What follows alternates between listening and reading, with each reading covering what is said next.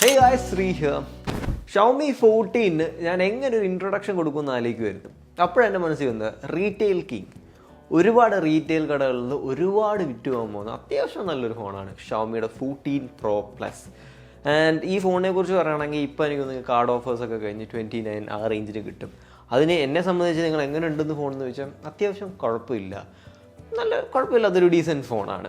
ഇതിനകത്ത് എനിക്ക് ഏറ്റവും ഇഷ്ടപ്പെട്ട കാര്യം എന്താണെന്ന് വെച്ചാൽ ഡിസൈൻ. എനിക്കൊരു കാര്യം പറയാനുള്ള, ചൈനീസ് മാനുഫാക്ചേഴ്സ് അവരുടെ ഡിസൈൻ ഗെയിം ഇപ്പോൾ അപ്പ് ചെയ്തുകൊണ്ടിരിക്കുക. കാരണം ഈസ്തെറ്റിക് വൈസ് ആണെങ്കിലും ഡ്യൂറബിലിറ്റി വൈസ് ആണെങ്കിലും സെക്യൂരിറ്റി സേഫ്റ്റി സ്റ്റാൻഡ് പോയിന്റ് എന്നൊക്കെ ആണെങ്കിലും റിയലി ഗുഡ്. ആദ്യമേ ഇതിൻ്റെ ഇൻഹാൻഡ് ഫീലിനെ കുറിച്ച് പറഞ്ഞാൽ സ്ലൈറ്റ് കേർവ്ഡ് ആണ് കോർണേഴ്സൊക്കെ, അതുകൊണ്ട് കയ്യിലൊക്കെ പിടിക്കാനൊക്കെ ഭയങ്കര സുഖമാണ് യൂസ് ചെയ്യുമ്പം. അതേപോലെ തന്നെ മെറ്റീരിയൽസിനെ കുറിച്ച് പറയാം. Guerrilla glass Victus 2, guerrilla glass 7 ആയി എനിക്ക് തോന്നുന്നു നടുക്കുള്ള അലുമിനിയം കൺസ്ട്രക്ഷനായി എനിക്ക് ആ ഒരു ഫീലാണ് കിട്ടുന്നത്. ആൻഡ് ഓവറോൾ ഇതിൻ്റെ ഇൻഹാൻഡ് ഫീലും കൺസ്ട്രക്ഷനും സെക്യൂരിറ്റിയും സേഫ്റ്റിയൊക്കെ പക്ക. അതിനകത്ത് IP69 IP68 ഒക്കെയാണ് ഡിപ്പെൻഡിങ് ഓൺ ദ റീജിയൻ. അതേപോലെ തന്നെ എന്താ പറയാനുള്ള, കൈ പിടിച്ച് ഉപയോഗിക്കുമ്പോൾ നമുക്കൊരു sub 40-50K റേഞ്ചിലുള്ളൊരു ഫോണിൻ്റെ ഫീലൊക്കെ ഇത് കിട്ടുന്നത്. സോ ഡിസൈൻ ഡിപ്പാർട്ട്മെൻറ്റിൽ എനിക്ക് ഒന്നേ പറയാനുള്ളൂ, ഷവമി ഹാസ് നെയിൽഡ് ഇറ്റ്. എനിക്ക് ഡിസൈൻ ഭയങ്കരമായിട്ട് ഇഷ്ടപ്പെട്ടു. പേഴ്സണലി എനിക്ക് ഈ എസ്തെറ്റിക് ഇവരുടെ കളേഴ്സും ഒരുപാട് ഡിഫറെൻറ്റ് കളേഴ്സൊക്കെ ഉണ്ട്, ഒരു പ്ലെയിൻ ബ്ലാക്ക് സംഭവങ്ങളൊക്കെ ഉണ്ട്, അതൊക്കെ ഭയങ്കര ക്ലാസി ആയിട്ട് എനിക്ക് തോന്നി. അല്ലാതെ തന്നെ ഈ കളർ എനിക്ക് ഇഷ്ടപ്പെട്ടു. It's always good. Xiaomi Chinese മാനുഫാക്ചേഴ്സും അവരുടെ ഡിസൈൻ ഗെയിം ഈയിടെ അപ്പ് ചെയ്യുന്നുണ്ട്, അൺലൈക്ക് വലിയ കിടിലും കോമ്പറ്റീറ്റേഴ്സ് യു നോ ഹൂ. അതേപോലെ തന്നെ എനിക്ക് ഏറ്റവും കൂടുതൽ ഡീസൻ്റ് ആയിട്ട് തോന്നിയ ഒരു സംഭവമാണ് ഇതിൻ്റെ ഡിസ്പ്ലേ ക്വാളിറ്റി. എന്താ പറയുക, ഡീസൻറ്റ് സ്റ്റാൻഡേർഡ് ഡിസ്പ്ലേ എന്ന് ഉദ്ദേശിച്ചാൽ LTPO ഒഴിച്ചു ബാക്കി എല്ലാം ഉണ്ട്. AMOLED ആണ്, 68 ബില്യൺ കളേഴ്സ് ഉണ്ട്, 3000 nits ആണ് peak brightness. Day to day average യൂസേജിനൊക്കെ സൂര്യൻ്റെ ഒക്കെ ഫ്രണ്ടിൽ ചെന്ന് ഉപയോഗിച്ചാൽ വെട്ടം വെളിച്ചം അങ്ങനെ കാര്യത്തിലൊന്നും ഒരു കുറവില്ല. HDR10+ ഉണ്ട്. എല്ലാ രീതിയിലുള്ള സർട്ടിഫിക്കേഷൻസും കാര്യങ്ങളും ഒക്കെ ഉണ്ടാവുന്നു. അത്യാവശ്യം നല്ല ഡീസൻറ്റ് ഡിസ്പ്ലേ ആണ് ഈ ഒരു പ്രൈസ് റേഞ്ചിൽ. ഇപ്പോൾ എനിക്ക് തോന്നുന്നു അവരിട്ടേക്കുന്ന ഒഫീഷ്യൽ പ്രൈസ് 35K അടുപ്പിച്ച് വരും. അതിനും നിങ്ങൾക്ക് LTPO ഇല്ലാത്തൊരു പോരായ്മയാണോ എന്ന് ചോദിച്ചാൽ ചില കോമ്പറ്റീഷൻസൊക്കെ ഇതിലും കുറഞ്ഞ LTPO കൊടുക്കുന്നുണ്ട്, നിങ്ങൾക്കറിയാം എന്നെനിക്കറിയാം.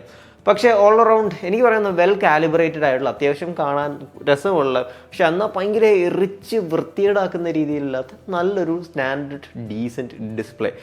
സോ ഡിസ്പ്ലേനെ ഏഡ് ചെയ്യുന്ന മൾട്ടിമീഡിയ എക്സ്പീരിയൻസ് അത്യാവശ്യം നല്ലതാണ്. അതിൻ്റെ സ്റ്റീരിയോ സ്പീക്കേഴ്സൊക്കെ കേൾക്കാനും ഗെയിം കളിക്കാനൊക്കെ അത്യാവശ്യം ഇൻട്രസ്റ്റിംഗ് ആണ്. ഭയങ്കര ലൗഡും ഭയങ്കര ക്രിസ്പും ക്ലിയറൊന്നും അല്ല, എന്നാലും നമുക്ക് യൂസബിളാണ്. അത്യാവശ്യം സിനിമയൊക്കെ കാണാം, ഗെയിം കളിക്കാൻ പറ്റും.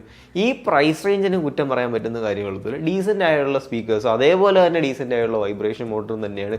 വൈബ്രേഷൻ മോട്ടറിനെ കുറിച്ച് പറയുമ്പോൾ എനിക്ക് തോന്നി നത്തിങ് ഫാൻസി, അതാണ് എനിക്ക് ഇവർ പോയേക്കുന്നത്. ഒരു അത്യാവശ്യം ഡീസൻ്റ് ആയിട്ടുള്ള വൈബ്രേഷൻ മോട്ടർ കൊടുത്തത്. എനിക്ക് തോന്നുന്നു ഈ വൈബ്രേഷൻ മോട്ടറിൽ അവർക്ക് ഇച്ചിരി കൂടെ നല്ലത് കൊടുക്കാമെന്ന്.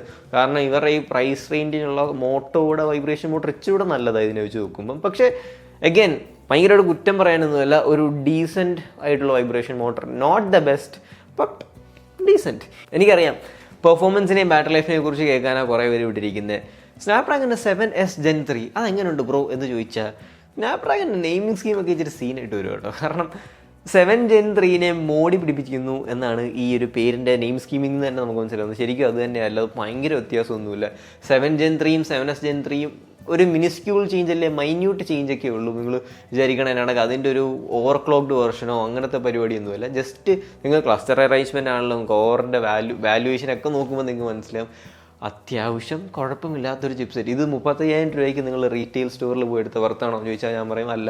ഇതിനെക്കാട്ടി വേ ബെറ്റർ ആൻഡ് എഫക്റ്റീവ് ആയിട്ടുള്ള പ്രോസസ്സേഴ്സും ചിപ്സെറ്റും ഇപ്പോൾ അവൈലബിൾ ആണ്. പക്ഷേ ഒരു 30 രൂപയ്ക്ക് അണ്ടറൊക്കെ എടുത്താൽ ഓഫ്കോഴ്സ് നല്ല വാല്യൂ ഫോർ മണി ആണെന്ന് എനിക്ക് തോന്നുന്നു. ഇതിനകത്ത് ഡേ ടു ഡേ യൂസേജ് സാധാരണ ഒരു മനുഷ്യൻ ഇപ്പോൾ ഗെയിമൊന്നും കളിക്കാതെ ജസ്റ്റ് ഇൻസ്റ്റാഗ്രാം കാണാൻ വെച്ചിട്ട് ബ്രൗസ് ചെയ്യണം, യൂട്യൂബൊക്കെ കാണുന്നവരെ ഇതൊന്നും അഫക്റ്റ് ചെയ്യുന്നൊരു കാര്യമല്ല. ദിസ് ഇസ് ഒരു ആവറേജ് യൂസറിന് പക്ക ഓക്കെ ആയിട്ടൊരു ചിപ്സെറ്റ്. അതേപോലെ തന്നെ അത്യാവശ്യം ചെറുതായിട്ടൊരു ഹെവി യൂസർ എന്ന് പറഞ്ഞാൽ എപ്പോഴും ഫോൺ ഉപയോഗിക്കുന്ന ആൾ, പവർ യൂസറല്ല, ഹെവി യൂസറിനാണെങ്കിലും ഇത് അത്യാവശ്യം ഓക്കെ ആയിട്ടുള്ള ചിപ്സെറ്റാണ്. ഇതിൻ്റെ തെർമൽസ് എല്ലാം അത്യാവശ്യം ബെറ്റർ. പക്ഷേ ഒരു പവർ യൂസറിൻ്റെ സ്റ്റാൻഡ് പോയിന്റിൽ വരുമ്പം ഇതെനിക്ക് തോന്നുന്നത് നിങ്ങളെ അത്ര സാറ്റിസ്ഫൈ ചെയ്യാൻ തോന്നുന്നില്ല. കാരണം ഇതിനെക്കാട്ടിയും ബെറ്റർ പെർഫോമിങ് ചിപ്സെറ്റ് 35,000 രൂപ റേഞ്ചിനകത്തൊക്കെ ഉണ്ട്. അതുകൊണ്ട് ഇതിൻ്റെ GPU കുറിച്ചൊന്ന് പറഞ്ഞു, അഡ്രീനോയുടെ 710 എന്ന് പറഞ്ഞൊരു GPU. ഈ GPU കുറിച്ച് കൂടുതൽ എനിക്ക് പറയാനൊന്നുമില്ല. എനിക്കൊന്ന് HDR ഗെയിമിംഗ് സപ്പോർട്ട് ചെയ്യുന്ന ഒരു ബേസിക് ഗെയിമിംഗ് ചിപ്സെറ്റ് പോലെ എനിക്ക് ഈ ചിപ്സെറ്റിനെ അവർ മാർക്കറ്റ് ചെയ്യാൻ ഉദ്ദേശിച്ചത്. കുഴപ്പമില്ലാത്തൊരു GPU ആണ്. നിങ്ങൾക്ക് കാഷ്വൽ ഗെയിമും PUBG ഒന്നും കളിക്കുമ്പോഴൊന്നും ഒരു കുഴപ്പമില്ല. ഞാൻ കുറേ ടെസ്റ്റൊക്കെ റൺ ചെയ്ത് നോക്കിയപ്പോഴും ഞാൻ കളിച്ചതല്ല, ഞാൻ ഗെയിമറൊന്നും അല്ല, പക്ഷേ എന്നാലും പറയുമ്പം അതിനെക്കുറിച്ചൊക്കെ പറയണ്ടേ. ഇത് ജെൻഷൻ ഇമ്പാക്റ്റ് പോലത്തെ ഗെയിംസൊക്കെ 44 frames ഒക്കെ നിങ്ങൾക്ക് കിട്ടുന്നുണ്ട്. അതുകൊണ്ട് it is okay chipset and അത്യാവശ്യം കുഴപ്പമില്ലാതെ നിങ്ങൾക്ക് ഏത് രീതിയിലും ഗെയിം കളിക്കാൻ പറ്റുന്ന സംഭവമാണ്. പക്ഷേ പെർഫോമൻസ് സ്റ്റാൻഡ് പോയിന്റിൽ ഇതാണോ of the best performer in this price range എന്ന് ചോദിച്ചാൽ ഡെഫിനറ്റ്ലി ഞാൻ പറയും ഇതല്ല, ഇതിനെക്കാട്ടി ബെറ്റർ ഉണ്ട് അണ്ടർ 35,000. പക്ഷേ ഗൈസ് ഒരു കാര്യവും കൂടെ, സാമ്പത്തിക മന്ദിയുണ്ട്, ഒന്ന് സബ്സ്ക്രൈബ് ചെയ്ത് സഹായിച്ചാൽ കൊള്ളായിരുന്നു. അതേപോലെ നിങ്ങൾക്ക് ഇതുപോലത്തെ ഫോണൊക്കെ വാങ്ങിക്കുകയാണെങ്കിൽ മാക്സിമം ഓൺലൈനിലുള്ള എല്ലാ കാർഡ് ഓഫേഴ്സും അവൈൽ ചെയ്ത് തരും. ABC മൊബൈൽസ് പട്ടത്ത് തന്നാൽ, പിന്നെ നമ്മുടെ സബ്സ്ക്രൈബർ ആണെന്ന് വെച്ചാൽ ഫ്രീ ആയിട്ട് ആക്സസറിയും തരും. ഏത് ബാറ്ററി ലൈഫ് സ്റ്റാൻഡ് പോയിന്റിൽ എന്ന് പറയാം, ഇനി ഞാൻ പറയാൻ പോവാ this is the best battery champion under this segment. കാരണം 6200 mAh, അതും ഇത്ര സ്ലിം പ്രൊഫൈലായിട്ടുള്ള ഫോണിൽ കൊടുത്തേക്കുന്നത് ഇറ്റ് ഈസ് കമൻറ്റബിൾ എന്ന് മാത്രമല്ല, 6200 mAh കൂടെ 90 watt ഫാസ്റ്റ് ചാർജിങ് ഈ പ്രൈസിൽ അവർ ബോക്സിൻ്റെ അകത്ത് കൊടുത്തിട്ടുണ്ട്. ബോക്സിൻ്റെ അകത്ത് ഫാസ്റ്റ് ചാർജറൊക്കെ കൊടുക്കണേ നല്ല ബ്രാൻഡ്സൊക്കെ ഇപ്പോഴും ഉണ്ട്, എന്ത് ചെയ്യാനാ.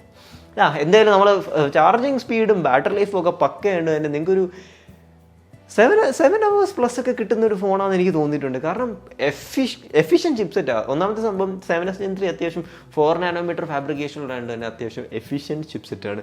അതേപോലെ തന്നെ വലിയ ബാറ്ററി ഉണ്ടായിട്ട് നിങ്ങൾക്ക് ഈസി ആയിട്ടൊരു ആവറേജ് കാഷ്വൽ യൂസറിന് ഒരു 2 day ഫോണായിട്ട് ഉപയോഗിക്കാം. വേണമെങ്കിൽ എൻ്റെ കണക്കല്ല, എൻ്റെ അമ്മേൻ്റെയൊക്കെ കണക്കൊരു യൂസറിന് ഒരു 2 days ഒക്കെ ചാർജ് ചെയ്യാതെ, ചാർജിനെ കുറിച്ച് ആലോചിക്കാതെ ഉപയോഗിക്കാൻ പറ്റും. കാരണം ലിറ്ററലി ഇത് battery really last. Call quality reception അങ്ങനത്തെ പരിപാടിക്കൊന്നും ഒരു പ്രശ്നമില്ല. ഷവോമി ക്ലാസിക് ആണ്, അതെല്ലാം ഫണ്ടമെന്റൽസ് അവർ നല്ലോണം കവർ ചെയ്യുന്നുണ്ട്. ഇനി ക്യാമറാസിനെ കുറിച്ച് പറയാം ഗൈസ്. എങ്ങനെയുണ്ട് ക്യാമറാസ് ഈ പ്രൈസ് റേഞ്ചിന്? എനിക്ക് ഒരുപാട് പേരുടെ ഒപ്പീനിയൻസ് ഞാൻ യൂട്യൂബിൽ നോക്കിയത്, എല്ലാവർക്കും ഭയങ്കര മിക്സ്ഡ് ഒപ്പീനിയനാണ്. ചിലർ പറയുന്നത് കിണ്ണം കാച്ചിയ ക്യാമറാസാണ്, അപ്പോൾ തന്നെ എനിക്ക് മനസ്സിലായി അത് പെയ്ഡ് പ്രൊമോഷനാണ്. ചിലർ പറയുന്നത് ഒട്ടും കൊള്ളത്തില്ലെന്ന്. അപ്പോൾ എനിക്ക് തോന്നിയ ഡീഗ്രഡേഷൻ ആവുന്നത്. ഇതിൻ്റെ ക്യാമറാസ് എങ്ങനെയുണ്ടെന്ന് ചോദിച്ചാൽ ഈ പ്രൈസ് റേഞ്ചിൽ ഒരു ഓക്കേഷ് ക്യാമറയാണ്, ഒരു ഡുവബിൾ ക്യാമറ, അത്യാവശ്യം കുഴപ്പമില്ലാത്ത ക്യാമറയാണ്. ക്യാമറാസിൻ്റെ ഫോട്ടോ സാമ്പിൾസിൽ നിന്ന് ഞാൻ നോട്ട് ചെയ്ത കാര്യങ്ങളെന്ന് പറഞ്ഞാൽ ഡീസൻ്റ് ആയിട്ടുള്ള HDR ആണ്. ഭയങ്കര എഫക്റ്റീവ് ആൻഡ് ഭയങ്കരമായിട്ട് മാനിപ്പുലേറ്റ് ചെയ്യുന്ന HDR അല്ല. രണ്ടാമതായി ഇതിൻ്റെ ക്യാമറ സിസ്റ്റം അത്യാവശ്യം കളർ മാനിപ്പുലേഷൻ ഒക്കെ ചെയ്യുന്നുണ്ട്. അത് ഒരു ഇൻസ്റ്റഗ്രാം അല്ലെ പോസ്റ്റ് റെഡി ഫോട്ടോ ആക്കാൻ വേണ്ടിയായിരിക്കും ഗ്രീൻസിന് വെച്ചിട്ട് ഗ്രീൻസ് ആക്കുന്നുണ്ട്, ബ്ലൂസിന് വെച്ചിട്ട് സൈൻ ആക്കുന്നുണ്ട്, അങ്ങനത്തെ പരിപാടിയൊക്കെ ചെയ്യുന്നത്.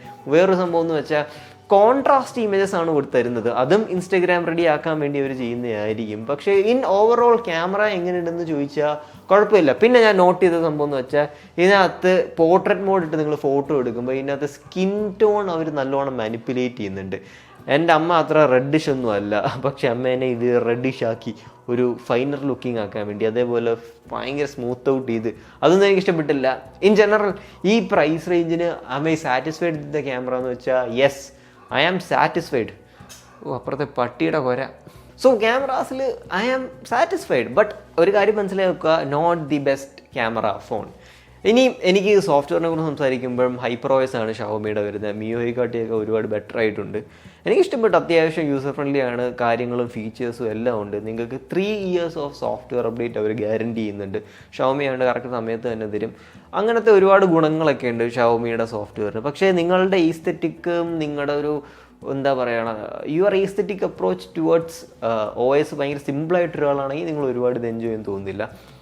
കാരണം നിങ്ങൾക്കൊരു ക്ലീൻ UI ആൻഡ്രോയിഡിൻ്റെ സ്റ്റോക്ക് എക്സ്പീരിയൻസ് ഒക്കെ യൂസ് ചെയ്ത ഒരാളാണെങ്കിൽ ഇതിനകത്തോട്ട് വരുമ്പം തുടക്കത്തിൽ ഇച്ചിരി ക്ലട്ടേർഡ് ഫീൽ അടിക്കും. അതല്ലാതെ എന്താ പറയുക, ഫണ്ടമെൻ്റലി വെരി ഫൈൻ വർക്കിംഗ് ആയിട്ടുള്ള സോഫ്റ്റ്വെയർ. പിന്നെ എനിക്ക് കിട്ടിയ റീറ്റെയിൽ യൂണിറ്റിന് എന്താ പറയുക, അതിനകത്ത് ആഡ്സും കാര്യങ്ങളൊക്കെ ഉണ്ടായിരുന്നു. ചിലവർക്ക് അത് പിടിക്കത്തില്ല, എനിക്കും പിടിക്കത്തില്ല. ഈവൻ ദോ ഡിലീറ്റബിൾ ആണെങ്കിലും I'm not very happy with the software in case. പക്ഷേ ഡുവബിൾ സോഫ്റ്റ്വെയർ ആണ്, ചിലവർക്ക് ഭയങ്കര ഇഷ്ടമാണ്. എൻ്റെ അമ്മയൊക്കെ ഉപയോഗിക്കുന്ന കുറേ വർഷങ്ങളായിട്ട് MIUI ആയിരുന്നു. അവർക്ക് HyperOS ഒരുപാട് ചേഞ്ച് ഒന്നുമില്ല, ഒരുപാട് ഫീച്ചേഴ്സും കാര്യങ്ങളൊക്കെ ഉണ്ട്. അത്യാവശ്യം നല്ല റിലയബിൾ ഫണ്ടമെൻ്റലി ബിൽഡ്, ഒരുപാട് ബഗ്സും കാര്യങ്ങളൊന്നും ഇല്ലാത്തൊരു നല്ല സോഫ്റ്റ്വെയർ.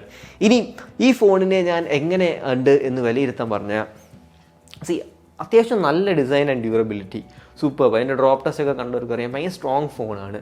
ഡിസ്പ്ലേ ആണെങ്കിലും ഓക്കെ, നല്ലൊരു അത്യാവശ്യം ഡൂവബിൾ ഓക്കെ സ്റ്റാൻഡേർഡ് ഡിസ്പ്ലേ.